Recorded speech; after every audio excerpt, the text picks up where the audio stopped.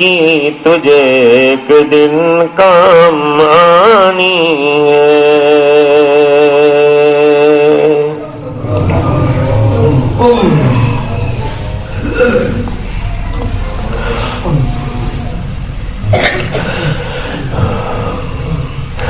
دل بے نور کو پر نور کر دے،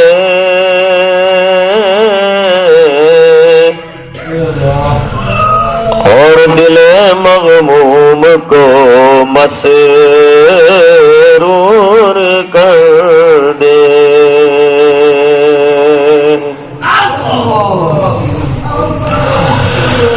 فروزہ دل میں شمع تور کر دے، اور یہ گوشہ نور سے معمور کر دے.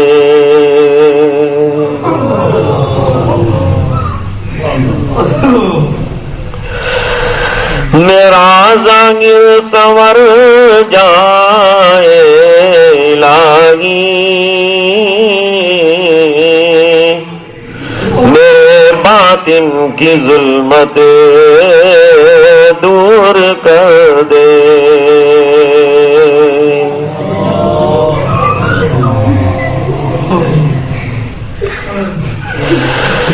ہے میری کات میں خود نفس میرا،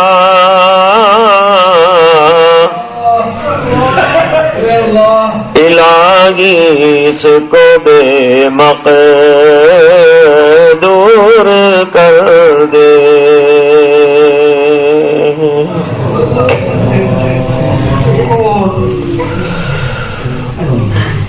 کس سے مانگے کہاں جائے، کس سے کہیں، اور دنیا میں حاجت روا کون ہے.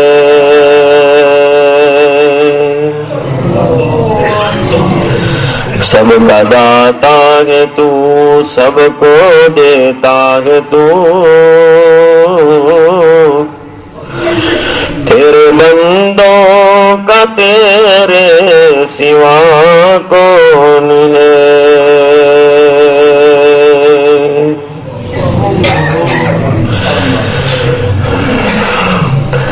کون مقبول ہے، کون مردود ہے، اور بے خبر کیا خبر تجھے کو کیا کون ہے.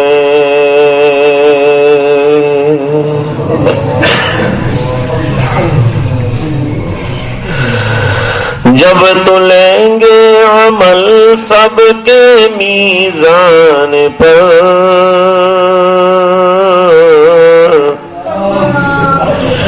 تب کھلے گا کہ کھوٹا کھرا کون ہے.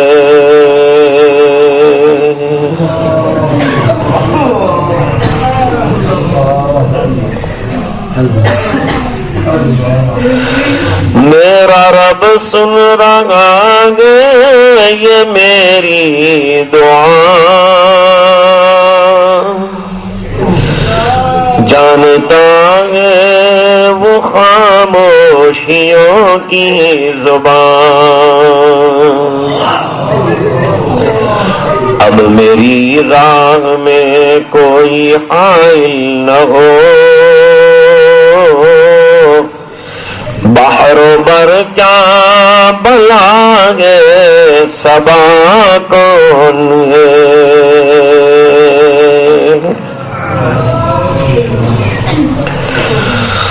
مراقبے میں کم سے کم اتنا ضرور سوچے کہ آج اپنے اختیار سے میں حرکت کرتا ہوں، اپنے اختیار سے آتا ہوں جاتا ہوں، اپنے اختیار سے مجھے کہا گیا اور آنکھیں بند کی، لیکن ایک دن ایسا آئے گا کہ جسم پر سب اختیارات ختم ہو جائیں گے اور پتہ بھی نہیں کہ کون ہماری آنکھ بند کرے گا.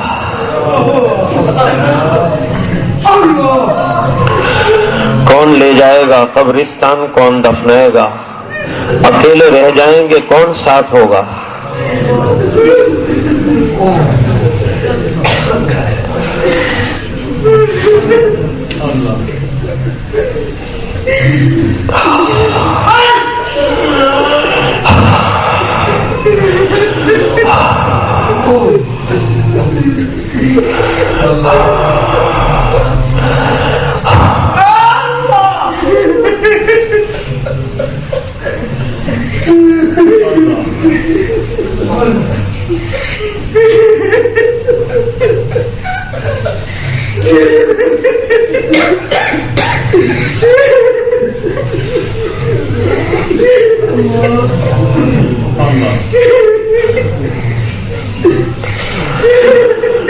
لا الہ الا اللہ محمد رسول اللہ صلی اللہ علیہ وسلم.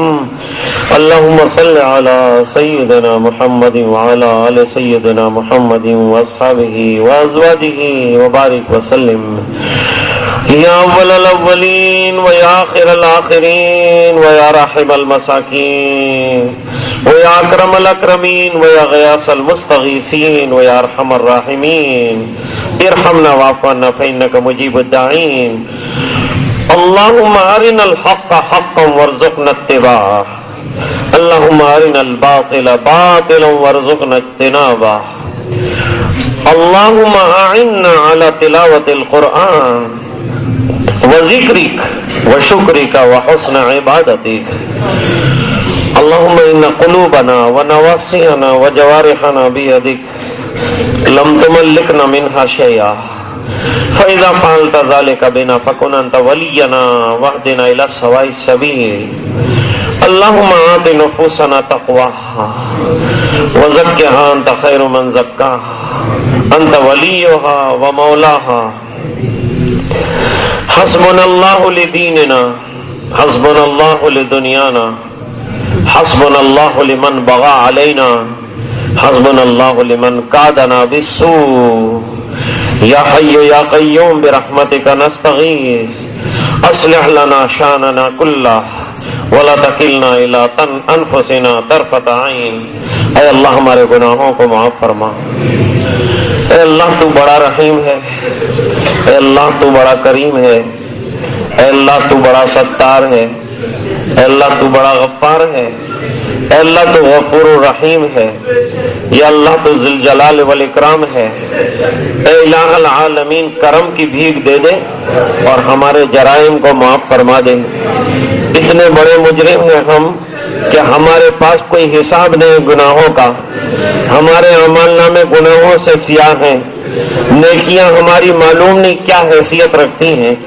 اے اللہ کوئی جانتا ہے ہمیں کہ نہیں جانتا؟ تو خوب جانتا ہے کہ ہم کیا ہیں. اور اللہ ہم کرتے ہیں اعمال ہم خوب جانتے ہیں کہ ہم کیا ہیں اور ہمارے اعمال کیا ہیں. اے اللہ ہمارے اعمال میں ریا کے علاوہ کچھ نہیں ہے. اے اللہ ہمارے اعمال میں تیرے یہاں قبولیت کے لیے کچھ نہیں ہے. تیرے کرم کے امیدوار ہیں. ٹوٹا پھوٹا ہے ہمارے پاس، لیکن اے اللہ اپنی شان کریمی اور اپنی شان رحیمی سے ہمارے گناہوں کی طرف نظر نہ فرما اور اپنی شان کریمی کو دیکھتے ہوئے ہمارے جرائم کا درگزر فرما دے. اے اللہ ہمیں نیکیوں کا خوگر بنا دے. اے اللہ گناہ سامنے سے چل کر آ رہے ہیں، کئی آنکھوں کے، کئی زبان کے، کئی شرمگاہ کے. اے اللہ اس نے ہمیں برباد کر کے رکھ دیا ہے. اے اللہ اس کی وجہ سے ہمارے اعمال میں نور جاتا رہا، تلاوت کا ذوق جاتا رہا، تیری یاد کا ہمیں خیال تک نہیں رہا. اے اللہ 24 گھنٹے دنیا کرتے رہے. اے اللہ تو نے پیدا کیا اور پیدا کرنے والے کا خیال نہیں آئے یہ زندگی کیسی، اے اللہ یہ بندگی کیسی. اے الہ العالمین تو ہمیں سچا بندہ بنا دے. اے اللہ 100% ایمان والا بنا دے. اے اللہ ہمارے دلوں سے گناہوں کی جو نفرت ہے وہ جما دے ہمارے دلوں میں اور نیکیوں کا عشق بھر دے، اور اے اللہ نیکیوں کے لیے دوڑنے والا، محنت کرنے والا، تڑپنے والا، کوششیں کرنے والا، محنتیں کرنے والا، جد و جہد کرنے والا بنا دے۔ اللہ نیکیوں کا طلبگار بنا دے، نیکیوں کا عاشق بنا دے۔ اللہ جیسے دنیا کے لیے ہم دوڑتے ہیں، ہمیں چند دن تیرے دین کے لیے دوڑنے والا بنا دے۔ اللہ دین کی محنت کرنے والا بنا دے۔ اللہ اس میں کامیابی کے 100% یقین ہمیں دے دے۔ اللہ ہم کرتے تو ہیں لیکن رسمی عبادت کرتے ہیں، اللہ خانہ پوری کے اعمال کرتے ہیں، اللہ اس میں حقیقت پیدا فرما دے، اللہ اس میں حقیقت پیدا فرما دے۔ اے الہ العالمین ہمیں ہر قسم کے گناہوں سے بچا دے۔ اے الہ العالمین اگر تو نے معاف نہیں کیا تو ہمارا تو کوئی نہیں ہے جو ہمیں معاف کر سکتا ہے۔ اے اللہ تیرے دروازے کے علاوہ کوئی دروازہ ہے بھی نہیں جہاں جا کر ہم بھیک مانگیں اور ہماری بھیک کو دے دیا جائے، اور اللہ کوئی سننے والا ہماری منگتا کو دے کر سن لے۔ اے الہ العالمین کرم کے بھیکاری ہیں، اے اللہ تیرے رحم کے بھیکاری ہیں۔ تو نے فرمایا میرے دروازے کو چھوڑ کر کہیں نہ جاؤ۔ اے الہ العالمین ہم نے تیرے در کو تھاما ہوا ہے، اے اللہ تیرے در پہ دامن پسارا ہے۔ اے اللہ ہمیں مانگنا آتا نہیں ہے، اے اللہ ہمیں لینا آتا نہیں ہے، ہمیں اللہ الفاظ دعا بھی نہیں آتے ہیں، اے اللہ بے ادبیاں ہی بے ادبیاں ہم کرتے ہیں، لیکن تو اپنے کرم سے اللہ نواز دے ہمیں۔ اے اللہ کرم کی بھیک دے دے، اور اے اللہ مغفرت کے پروانے عطا کر دے۔ اے اللہ تیرے خزانے میں کوئی کمی نہیں آتی، اے اللہ پوری دنیا کو تو دے دے لیکن تیرے خزانے میں کمی نہیں آئے گی۔ آنے والوں کو دے دے اور آنے والے ہیں ان کو بھی دے دے، اور جو ہیں ان کو بھی دے دے، اور جو چلے گئے ان کو دے دے۔ تیرے خزانے میں سوئی کے ناکے کے برابر کمی نہیں آتی۔ اے اللہ تو نے تمام امتیوں کی مغفرت فرما دی تو تیری شان میں کوئی کمی نہیں آئے گی۔ اے اللہ ہم رات دن تیری نعمتیں کھا کر تجھے بھولتے جاتے ہیں اور شیطان کو خوش کرتے جاتے ہیں۔ اے اللہ تیری نعمتیں کھا کر نافرمانیوں اور ناشکریوں پہ تلے ہوئے ہیں۔ اے اللہ توبہ کر کے توڑ دیتے ہیں، توبہ کر کے بھول جاتے ہیں۔ اے اللہ یہ جرم کو معاف فرما دے، اے اللہ یہ جرم کو معاف فرما دے۔ اے اللہ ہمیں سچا تیرے نام کا متوالا بنا دے، اے اللہ سرکار کا عاشق بنا دے، اے اللہ حضور کا شیدائی بنا دے، ایک ایک سنت کا عاشق بنا دے۔ اے الہ العالمین بہت دور دور سے لوگ تیرے نام کو لینے کے لیے اور اللہ اللہ کرنے کے لیے یہاں تک آتے ہیں۔ اے اللہ ہمارے دامن تو خالی ہیں، اے اللہ ہمیں تو کچھ بھی نہیں آتا، ہم کسی کی کیا تربیت کر سکتے ہیں؟ اے اللہ ہم خود محتاج تربیت ہیں، اے اللہ تو غیب سے تربیت فرما دے۔ اے اللہ ان کے دامنوں کو بھر دے، اے اللہ دلوں کو ذاکر بنا دے، اے اللہ زبانوں کو تیری یاد سے سرشار کر دے، دل دماغ کو اللہ تیرے پیارے نام کے نور سے منور کر دے۔ اے الہ العالمین سلسلوں کے فیض سے دلوں کو بھر دے، اے اللہ دامنوں کو لبریز کر دے، اے اللہ روحانی غذائیں عطا فرما دے۔ جسمانی طور پر اے اللہ ہم کمزور ہیں، روحانی طور پر کمزور ہیں، دونوں کمزوریاں دور فرما دے، دونوں بیماریاں دور فرما دے۔ اے اللہ ہمیں مکمل شفا عطا فرما دے، اے اللہ دلوں کو نور معرفت سے منور فرما دے۔